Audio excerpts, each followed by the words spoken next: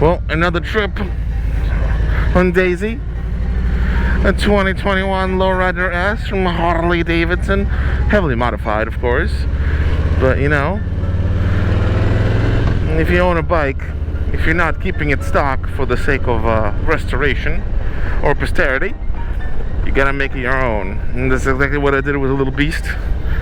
Well, that's not true. That's not her name. Her name is Daisy. Little Beast was a Sportster you guys saw last time I uploaded a motorcycle video. And this time I decided to go all out. I got a GoPro, got a mic, got a setup on the helmet and everything. You know, trying to produce a little bit more live action content, if one should say. Something of the sort. We tried yesterday. Footage came out great. The audio wasn't so much. The mic was a little bit too close to my face, which was not ideal. Suboptimal, as kids might say nowadays. It doesn't look like a gloomy day, but I don't see a sun, which is good. The way I don't burn like I did the other day. But yeah, just a trip to gym. Let's call this test number 2 that may or may not make it to a video or even to an editing station. You know, it's a new experience. I haven't done much live action stuff before. And oh, come on people, it was green light for like 5 seconds. Haven't done much live action before. I once did a green screen in my Stormtrooper armor, but that's as far as it goes with me in live action. Machining has been my bread and butter when it comes to filmmaking and editing and color grading and whatnot. And you can get away with a lot of things when you produce films in machinima. Real life, however, is much different. And the amount of talking is just absurd. I've been watching motovloggers for years now. I'm actually very I like watching a lot of them. I watch F9, Ryan F9, Fort 9, if you want to call it that, Blockhead. I watch Shade Tree Surgeon. I even go as far as watch Yaminoob, the Yamster, or the Potato Boy. And you know, it's everybody has their own little take on how they do live recordings and then vlogging and whatnot. And it seems to me like they all got nailed this entire system down. And no matter how much I listen to them and how much of their content I watch, I just can't figure out what I would do if I was in their place. Like how to keep people engaged and interested. It's the same thing with M&B shows. I really suck at doing things alone. It's always better when I'm bounced off other people, be it Brandy or Greggy or Annie. You know, I always bounce off of somebody, and that's what drives the conversation. I mean, me and Brandy, we had like non-stop M&B shows for 3 hours straight, and it's all because we were sharing conversations and our experiences and the topics, and the live chat usually helps. Same thing with my streams. If I stream alone, it's not really that exciting. It only becomes interesting when I have Saber come by or some other fellas who want to talk and have a conversation with me. Mostly ask questions, you know. You know, KH or Saber, either one of those guys are great. You know, you guys are great. So venturing into a new form of media, it's interesting, and you know, it would be probably more interesting if I just started motorcycling, if it were just like my first ever ride or the first ride in months. But I've been doing this for years. I've been riding motorcycles for years. I've been wrenching on motorcycles for years. It's not you know, and I'm gonna refer back to Blockhead because he's a really great example of how to start a motovlogging channel. Like, he started when he started riding a motorcycle, and you know, you saw him grow with his experience with you know, all the fixings and all the fiddlings and all the events I don't have that drive because I've already done all of that stuff. I already wrenched on a motorcycle for years.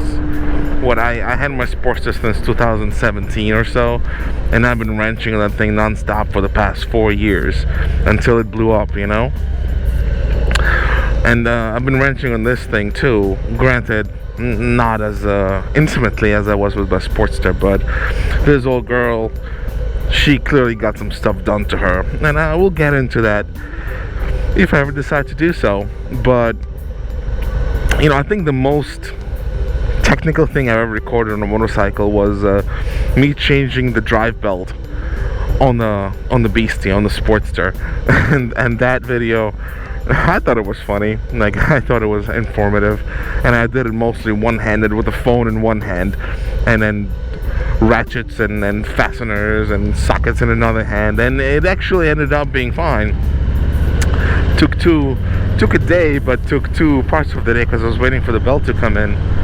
And even then, if it comes to it, I'll tell you the story of the Beastie and what unfortunately happened to my little Sportster that I converted into a much faster and much stronger motorcycle, which almost rivals this thing torque-wise and even horsepower-wise. It definitely rivals a 114 Softail, which this lowrider is. It's a 114 Softail. I love this bike. I'm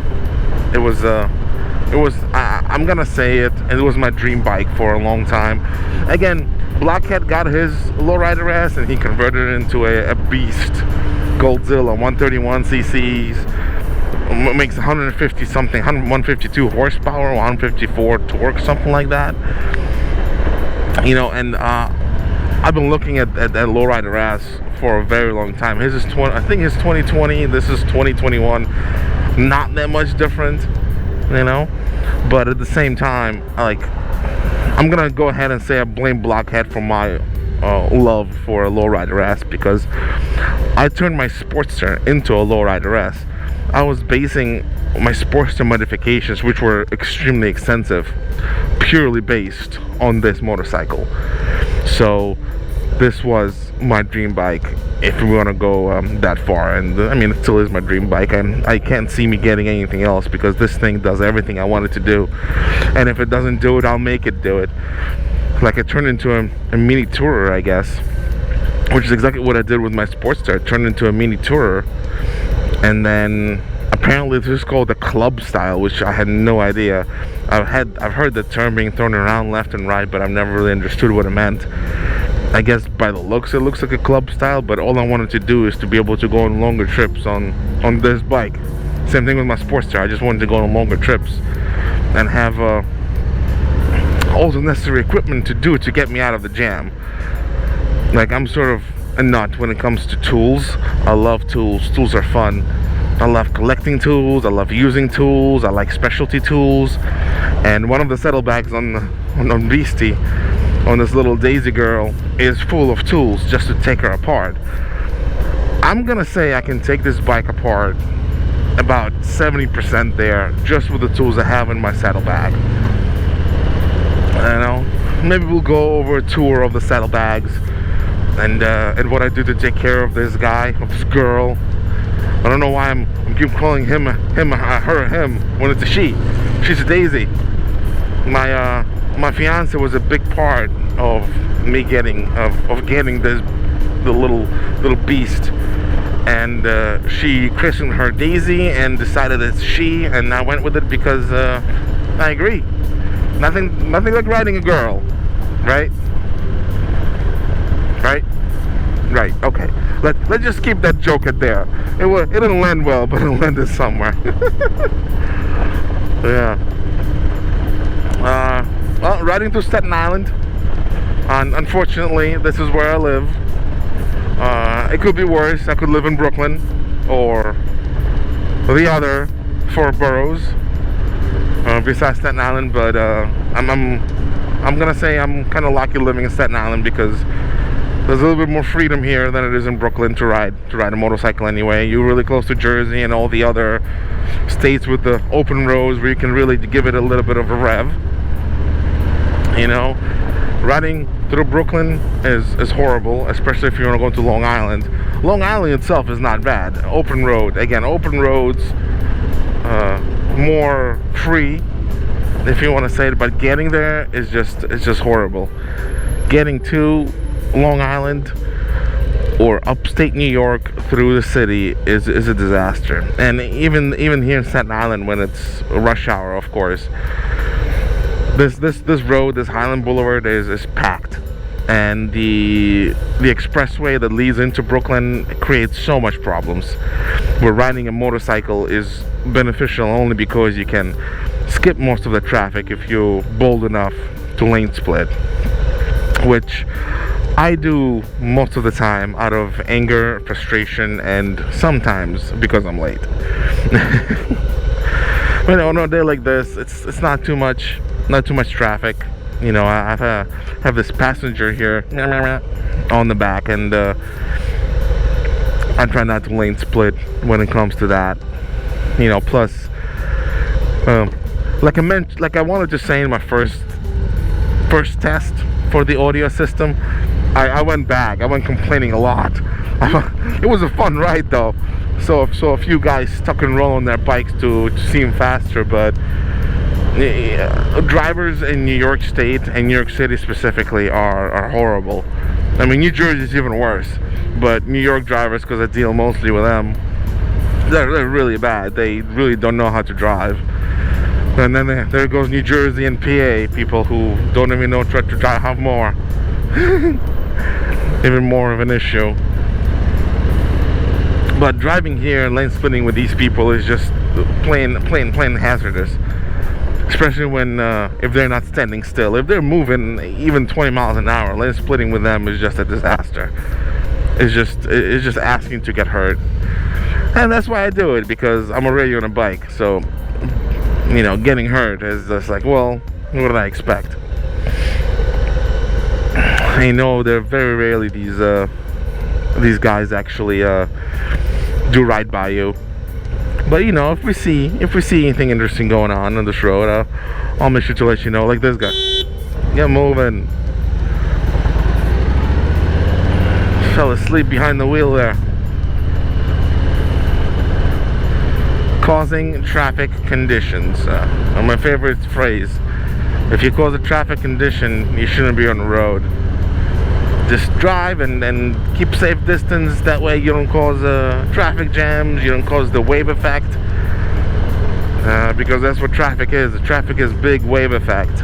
It all starts with somebody slowing down, and then it becomes a chain reaction where everybody else slows down, and then you speed back up and everybody else speed backs up, and it just keeps going like that, a wave effect.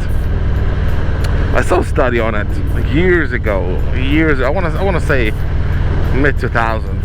I saw a study on this, how traffic forms, and what was the proper word would be, the biology of a traffic jam.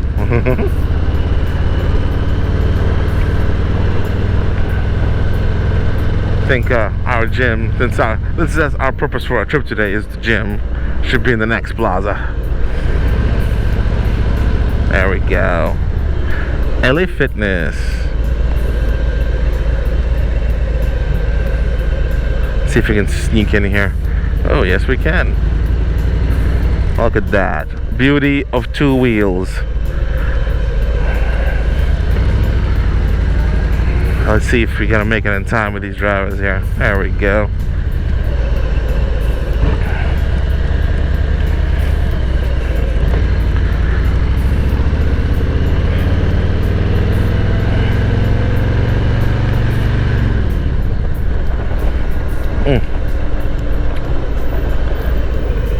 Come on, go, genius. I gotta yield. That's not how roundabouts work, lady.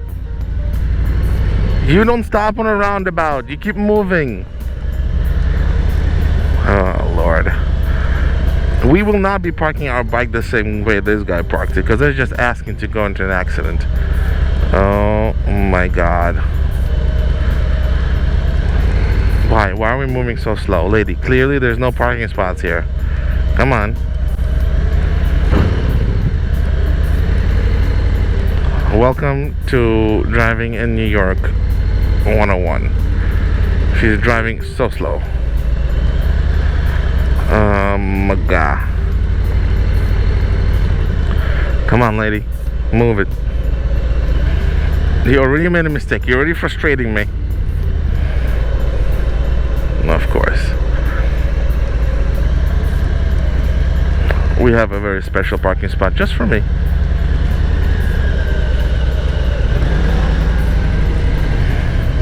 Perfect.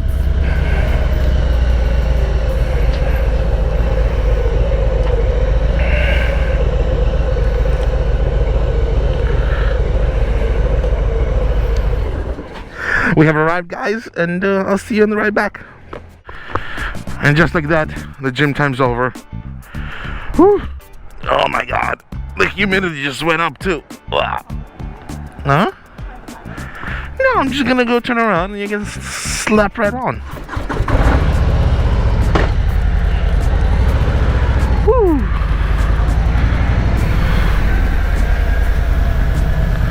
Breaking the law, breaking the law. What do you say? Let's take the fun way with the roundabout, huh? Pretty good.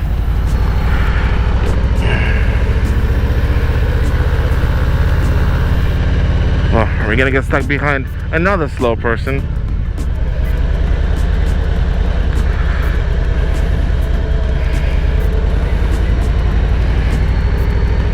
Are you looking for parking, good sir? Are you looking for parking, good sir?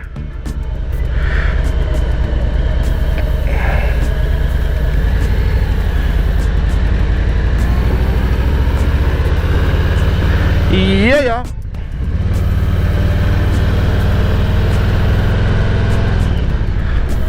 Yes. Well, let's stop in the middle of the road like we're supposed to.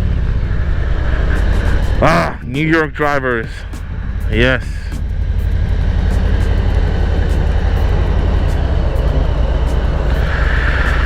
Woo! Yes, the green light. I have a feeling that the traffic is just gonna get worse and worse from now on. It is almost 2 o'clock. Woo! I smell chipotle. Oh, that's why.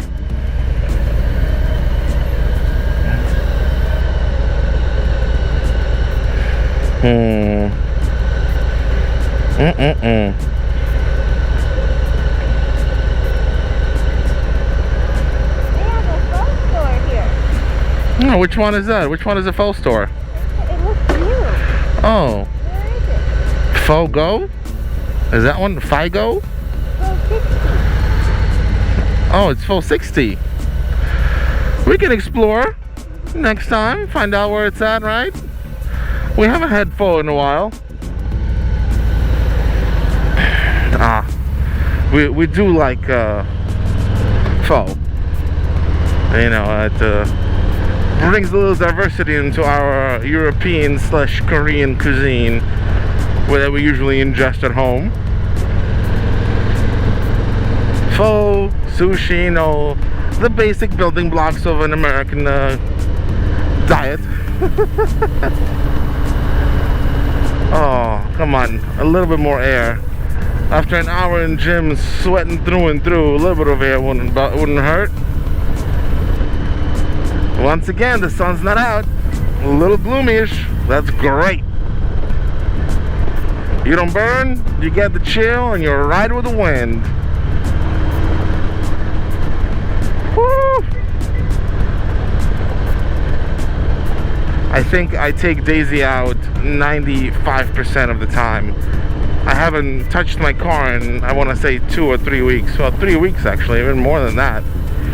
The last time I actually bothered with my car was I actually changed the rotors and the brakes on it and got it inspected.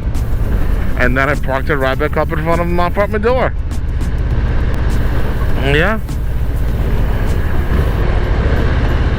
I very rarely take my car. Maybe when to do laundry. But otherwise, every day is a Daisy day. Every day. It's literally my daisy rider, my daily driver. I take her out in almost all kinds of weather. The only type of weather I don't take her out is during hailstorms, because that's just gonna hurt me more than it's gonna hurt anybody else. And when it's snow on the ground, for obvious reasons. I mean, I can live with the loss of traction on the rain and like monsoons, but snow's a little different. That being said, I shouldn't be riding her at all. Her rear tire has 3 punctures in it, 2 from nails and 1 a large. Huh? You always start talking about the tire. Stop being so distracting. You're a very distracting person.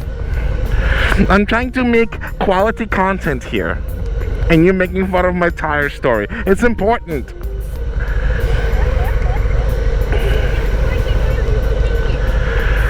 Well, that was my point. I was about to make a story about the Harley dealerships, and you gone and destroyed my whole spiel.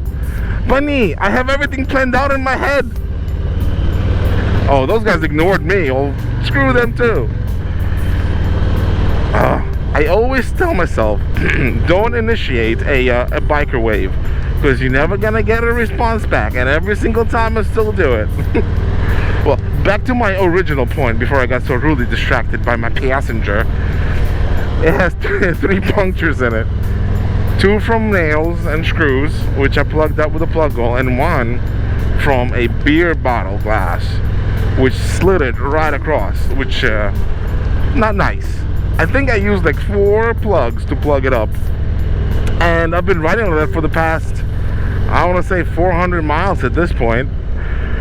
And it's still holding, and I go pretty fast on this tire. I shouldn't be doing that, but the whole reason why I'm driving that, driving the tire in the rear, is because this is my daily driver, and I don't want to put it into a shop for a week. It's just impossible.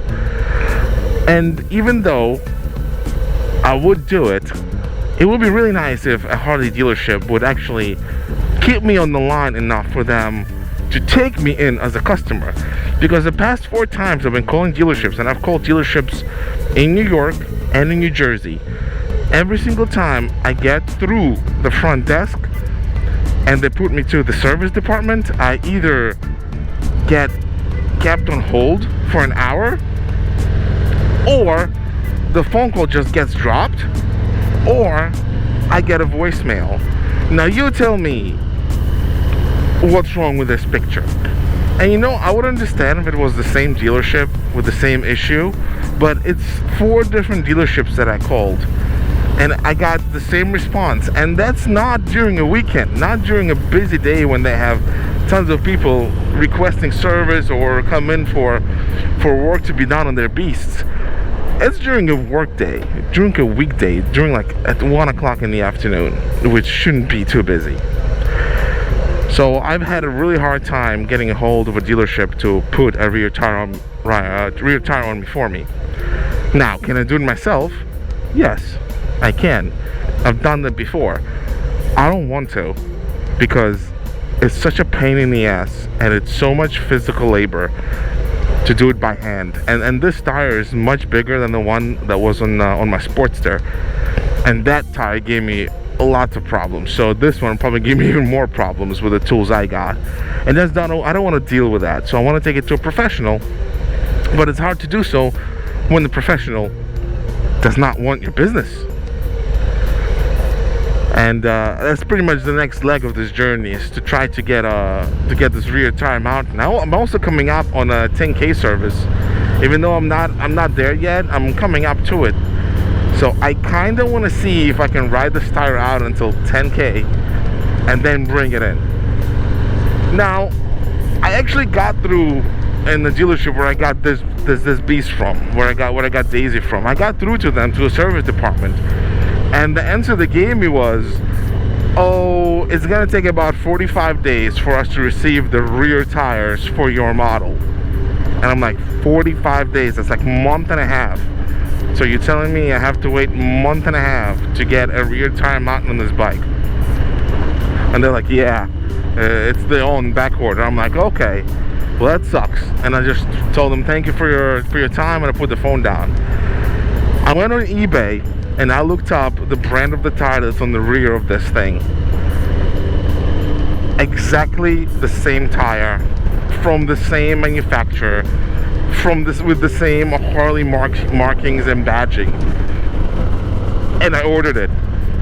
And it came in 18 hours to my door. From the moment I ordered it till it arrived to my front door was 18 hours. So I have the tire and I have the bike. I just need somebody to take it and to mount it for me.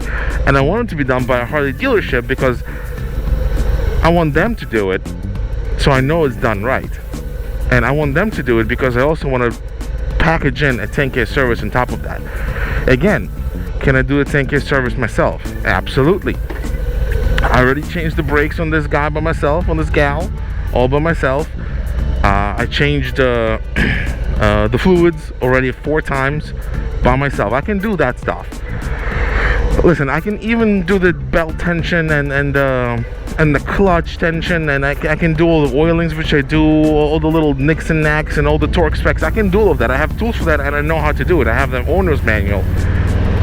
But I want a dealership to do it because they're professionals and they can do it faster than I would. Granted, more expensive, but faster than I could. And at least in my mind, I bring it in, they do it, and I get to ride back away. I don't have to spend a whole day doing a 10K service on my own. But I just can't get a hold of a dealership who will take me as a customer. It is very hard for me to understand how and why it is so with motorcycle dealerships. Because if I need to change a tire on my car, I can pop up into a Goodyear store and they will do everything for me while I sit and wait. To get my car inspected and to change my tires last time when I had to do it for my car, it took 2 hours. I mean, I don't mind waiting for 2 hours to get my car done. That's with inspection, both tires, balancing, and I know it's a quality work because it's done right. So why can't I just pop up into a dealership and have the same experience? Why do I have to call ahead, get put on hold, you get pretty much jerked around for weeks on end and still not get an appointment set up? I spent a week trying to get an appointment to get my rear tire mount and to do the service, and just can never get through over the phone. And the last resort is to go there in person, but that seems like a waste of time because they have phones for a reason. You're supposed to answer your phone, you're supposed to take care of your customer, not supposed to transfer me 20 times and still put me on hold and give me a voicemail, Just something to talk about. I mean, granted, I've had horrible experiences with Harley dealerships before, and they were like horrendous. We're breaking a little bit of rules here. Ooh, a little scrape. Like a horrible experience with the Harley dealership. So I've been through this before. Beastie, my Sportster that is no longer alive, which we'll be talking about this later. I wanted to get a rear brake done on it and fix my speedometer. They had my bike for over a month and a half for these 2 issues. For the issues that I have informed them about. Like, I told them what is exactly wrong and they did not believe it. They did a diagnostic and they decided that it's not my rear master cylinder on my rear brakes that was wrong. It was the caliper. And guess what? A week and a half later, I got a call from them saying, oh yeah, your rear master cylinder is out of whack. I'm like, I know, I told you about that. Look at your notes. I saw the guy put those notes down in the work order. And they're like, well, it's gonna take another week and a half for the parts, for the rebuild kit to arrive. I'm like, whatever, do what you gotta do. And they're like, oh, and your rear rotor gotta have replaced as well. I'm like, no, it doesn't. It's a brand new rotor. I put it on myself half a year ago. There's no way it already went bad. Oh, well, it's gotta get replaced because that's the only way we're gonna replace the brakes. And and after all of that, I get a call a week later saying, "Oh, we were adjusting your clutch, and your derby cover was broken because it was over tightened. So when the tech put it off, it just fell apart." I'm like, lo and behold, I'm like, "No, it hasn't. I was the last person to put that derby cover on, and I followed the torque specs as specified in the manual. I know that what work I did. I know how much torque there is on those bolts. There's no way you can gonna tell me that by loosening them, you somehow broke it. No, what happened is your guy used the impact gun to take it off and forgot to switch it from tighten to loosen. And he tightened it up and then completely shattered that piece of aluminum that was hardly cheap anyway. And just like that, for a month and a half, and they charged me like $1,800 for a tune, my rear brake, and the speedometer fix, allegedly. So the tune was garbage. It was a carbureted bike. The tune did not work at all. Speedometer went bad after a month, again, and the rear brake, probably the only thing that actually worked, which I was like, well, of course, I gave you all the parts to fix it, because I gave him a caliper and I gave him a master cylinder, because it just couldn't get me the rebuild kit in time. And yeah, and rent has ended. We have arrived. Thanks for joining me today. Hopefully this makes to YouTube. I don't know about that yet. We'll figure it out when the time comes. Say bye.